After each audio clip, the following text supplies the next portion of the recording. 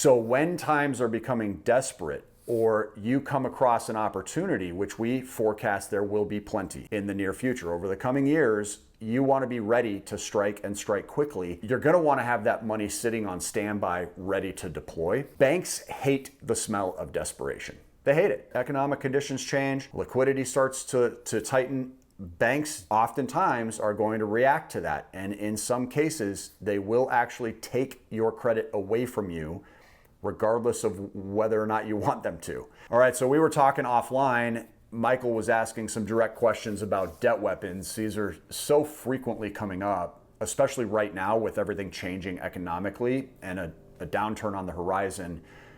I thought it makes sense to just throw the camera back on.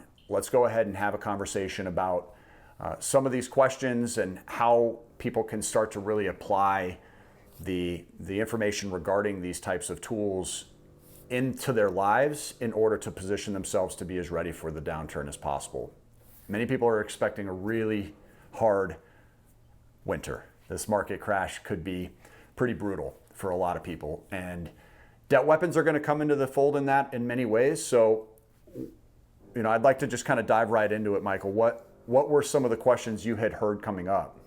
Yeah, so I'm talking to folks every day just like you. I think that the economic climate right now, people, up is down, down is up. People are just, so much uncertainty. People aren't sure exactly what advice to take. So debt weapons is often something that we talk about here on the channel. Obviously, you're the expert and have been for many a year on that. They're wondering, good versus bad debt right now with economic uncertainty. Is this a good time to take on debt weapons? Is this a good time to stockpile them? Is it a good way, a good time to stay away from them? There's different schools of thought on that. I mean, what's your take? Is right now as good a time as any or a better time than ever, to stockpile debt weapons right now? And if so, why? In many ways, yes. Let's first clarify the difference between what most people look at as good debt versus bad. Bad debt, I would say, is any type of debt that's putting more of a strain or liability onto you, whereas I look at good debt where we're using it for leverage in order to increase cash flow, the amount of money left over at the end of every month, as potentially being a much more positive type of debt. Now, I do look at the idea of good debt versus bad differently than maybe your Kiyosaki or your Dave Ramsey, where I think there's a happy medium in there.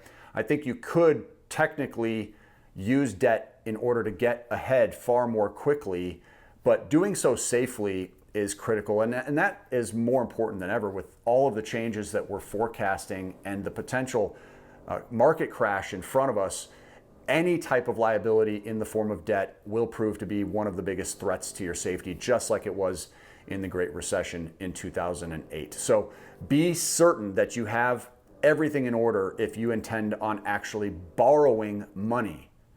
And there are different categories of debt weapons. Again, debt weapons are defined as any resource that allows you to maximize your cash flow. So it's a bit of a misleading title that we trademarked because it implies that it's always a tool you borrow. There are many resources out there. I remember there was this tool that we used to use that would allow us to send these sort of funny electronic birthday and holiday cards, and they were sort of in the form of gifts. They were hilarious. I think it was called Jib Jab or something along those lines, but it was 12 bucks a year, right? And you go into the store now and you want to buy a Hallmark card, it's going to cost you $6 or $7. You do that a half a dozen times a year and you're coming out way ahead. I would consider that type of tool a debt weapon. So again, let's not allow the misleading terminology to confuse us. Anything that helps us grow our net cash flow position, we do classify as a debt weapon.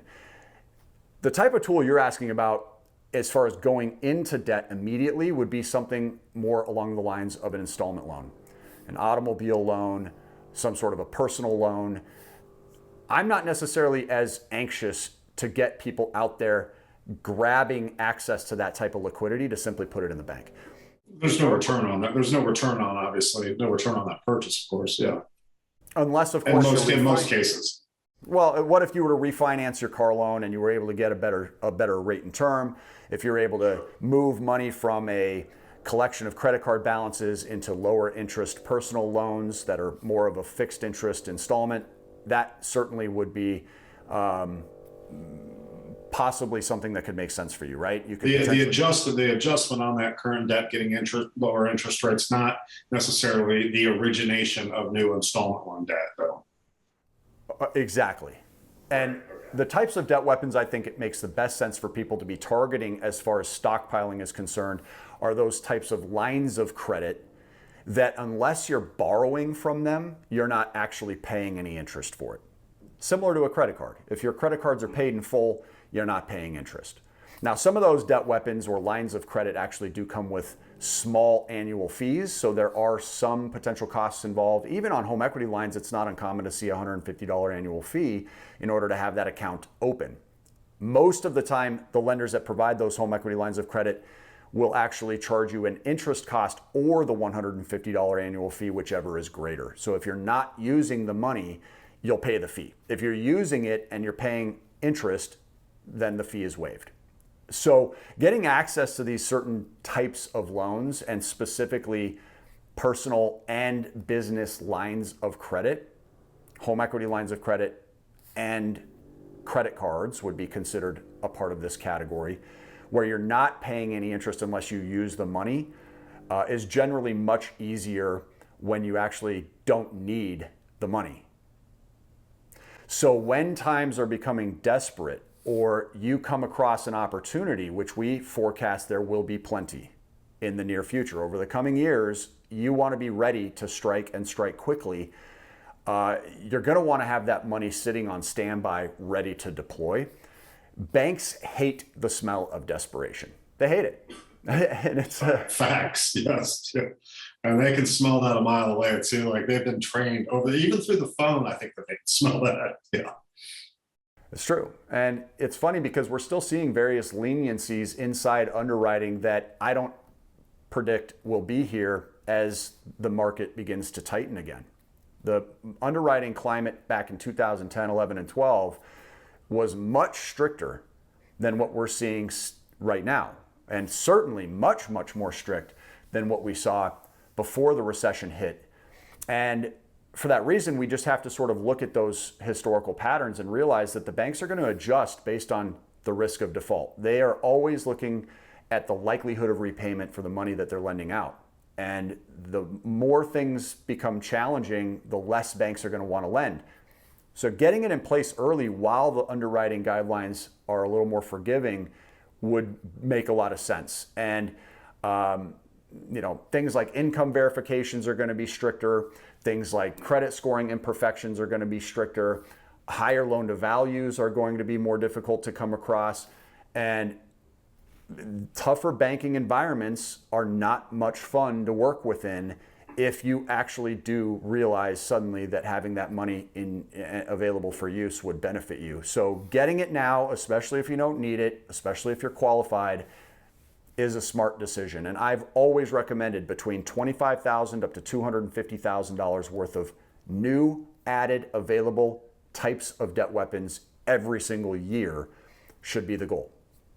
Yeah, and to your point, I mean, obviously, as the economy is continuing to head in this direction, whether we hit the full-blown recession, all indicators are that we're going to hit some way, shape, or form of a recession. The question is, how catastrophic is it ultimately going to be? But you're saying, since the money is not, you're not paying an interest rate on money unless it's deployed, basically topping off your coffers, filling up your war chest, because right now we talk about and have talked about recently is cash is king. Having access to that liquidity in the form of that HELOC or the credit card, only when you put it into play are you paying the interest rate on that, but at least you have it there on the sidelines ready to deploy. Right now, people, obviously due to high interest rates, people, a lot of people in the past or recently have done the cash out refinance. Right now, no one's refining, obviously, unless they had some, crazy arm recently,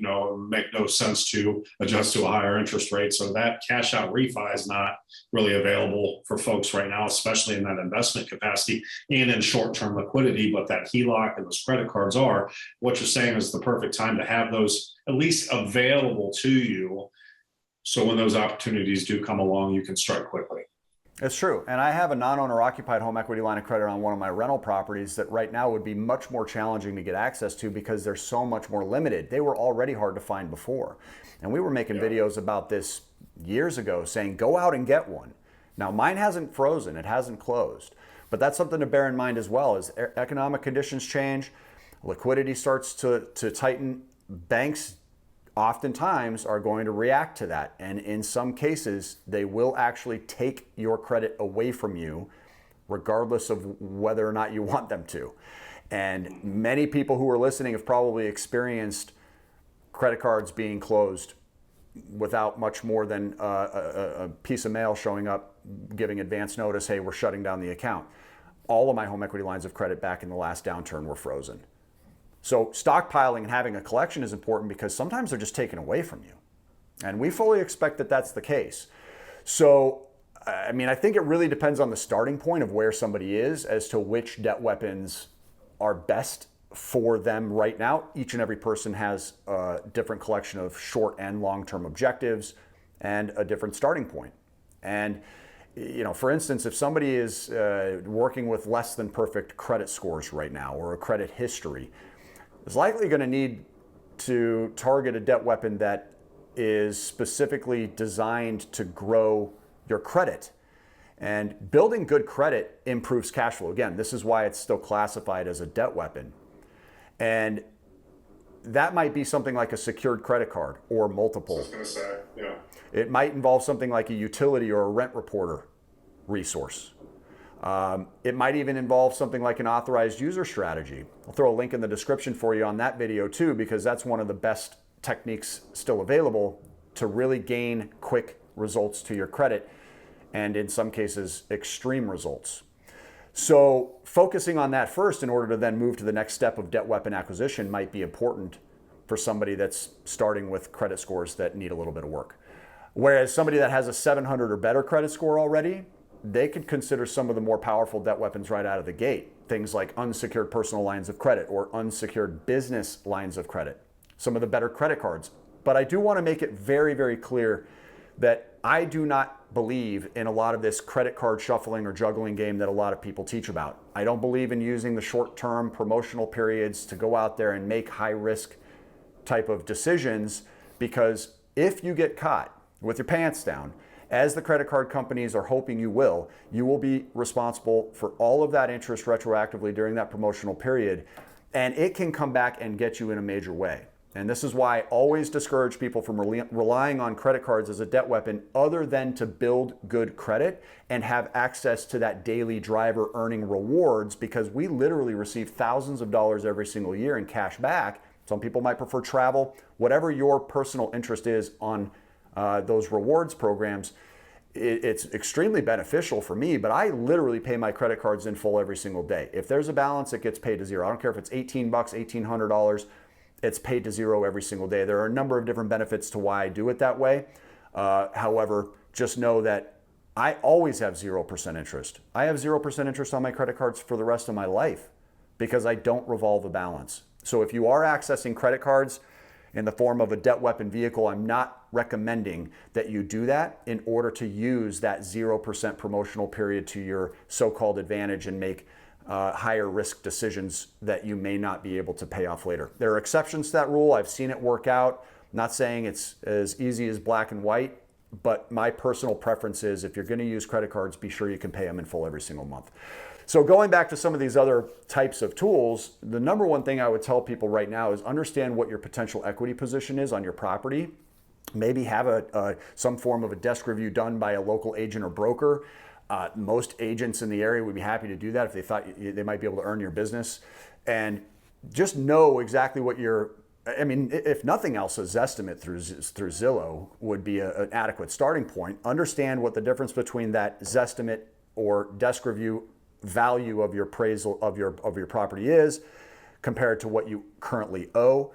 I would start by looking at what an 80% maximum combined loan to value, meaning if you were to take a property value of say $500,000 and multiply that through a calculation of 0.8, you'd be looking at a $400,000 maximum loan amount. That's combined loans between the first and the new home equity line of credit. If you currently owe, say, $300,000 on the property, that would mean that you would have eligibility of $100,000 to 80% combined loan to value.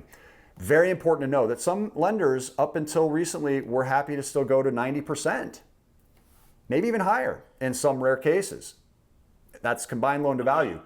But that's really where you're going to run the higher risk of those types of loans being closed first or frozen when the crash begins to take place. You will start to see banks protecting themselves as that value of your collateral dips. They will no longer give you access. So if you haven't borrowed from it and you were hoping it was just going to be sitting there available to you for use at any time, you may wake up one day and be disappointed about that. All right, so that video went a lot longer than I expected it would. There's obviously a lot of information to talk about when you're discussing the topic of debt weapons and how these tools can help serve you and where to be careful by using them. But continue to stay tuned into the channel. We're going to continue to have as much new content as possible as the times continue to change and how it relates to these extremely powerful tools and how they may be able to serve you, not just to survive this really difficult upcoming market crash, but to thrive during it as well. This could end up proving to be the one or the two tools that end up building you your largest amount of wealth so far. So we're looking forward to seeing you on the next video. Until then, make it a great day and keep on cash flowing. Take care.